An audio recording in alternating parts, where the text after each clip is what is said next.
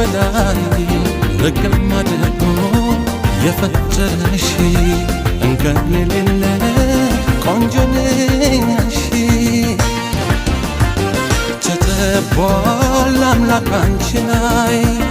ሲሰራሽ ከሌሎች በላይ ረግም አድርጎ የፈጠረሽ እንከን የሌለ ቆንጆ ነሽ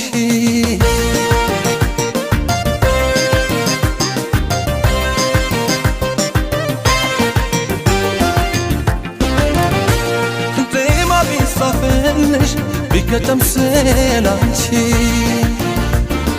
ለድርሰቱ ማማር አቤት ስትመቺ ቁመና መልክሽ ደስ ያሻዋል ሀገሩን ሁሉ ሙሉ አርገ